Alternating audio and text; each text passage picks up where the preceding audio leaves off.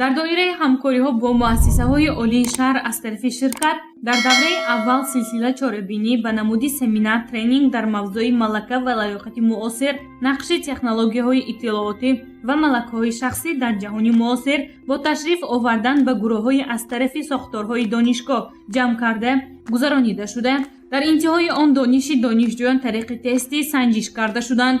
дар умум зиёда аз 350 нафар донишҷӯён аз 4 муассисаҳои олии шаҳр иштирок намуданд. дар асоси натиҷаи санҷишҳо беҳтаринҳо ба даври дуюмини чорабинӣ роҳ дода шуданд, ки дар маҷмӯъ 42 нафар донишҷӯёнро дар бар гирифт. давраи дуюми чорабинӣ бо пешниҳод ва дастгирии Донишгоҳи давлатии ҳуқуқ, бизнес ва сиёсати Тоҷикистон дар заминаи толори парки технологӣ бо иштироки 42 нафар донишҷӯён ва сардорони якчанд сохторҳои ширкат аз ҷумла шӯъбаи баҳисобгирӣ ва муҳосибӣ, департаменти рушди сохторӣ, шӯъбаи банақшагирӣ ва таҳлил, шӯъбаи маркетинг гузаронида шуд.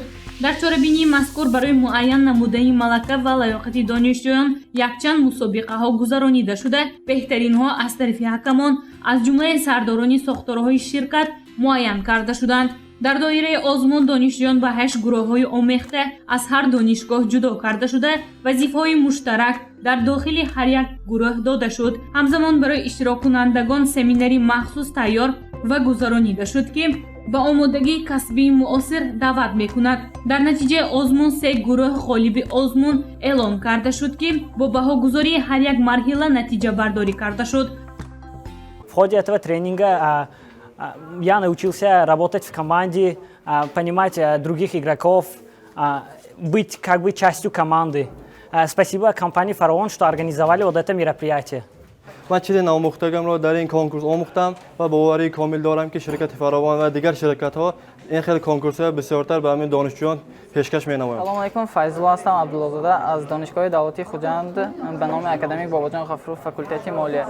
یکمی مراتبه در این خیل سمینارها اشتراک کردم و به من بسیار مقبول شد. یک گله چیزهای نوآوری به خود گرفتم. تمام اشتراکچیان با تحفه‌های خاطرمان از جمله با کتاب‌های معاصر سرفراز کرده شدند. به هر یک اشتراکچی گروه‌های غالب علاوه‌اً با امکانیت‌های انتخاب سرتیفیکات خرید به مبلغ 200 300 400 سومانی متناسباً با جای اشغال کرده پیشنهاد کرده شدند. چیزی که ما می‌دانیم جوانان آینده ملت هستند و شرکت فراوان همچون یکی از شرکت‌های با نفوذ ولایت سوخت اقدام گرفته است که برای پیشرفت جوانان ولایت سوخت سهم خود را گذارد و وابسته از این در دوام 2-3 هفته آخر شرکت در یک چند دانشگاه‌های ولایت سمینار ترینینگ ها در موضوع آیتی تکنولوژی ها و سافت سکیل برای جوانان حاضره نه ترینینگ ها گذارنده و برای معین نمودن دانشجویان بالایاقت چاربینی بین دانشجویان بالایاقتی ولایت تشکیل نموده. امروز دانشجویان بالایاقتی ولایت با تحفه ها سرفراز گردانده شدند.